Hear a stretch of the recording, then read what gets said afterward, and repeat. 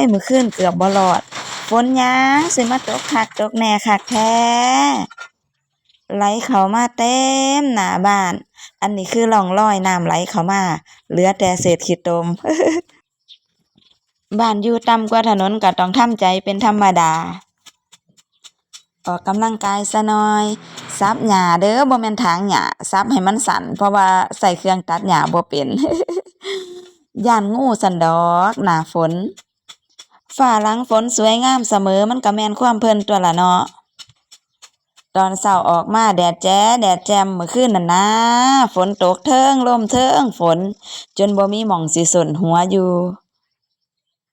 มื้อนี้ก็มาลงคลิปคือเก่ามาทักทายกันมาส่งงานถึงจะเป็นรายได้เล็กๆน้อยๆแต่ว่ามันก็พอได้ใช้ได้สอยนะคะช่วงนี้รายได้ก็จะบ่ได้หลายคือเก่า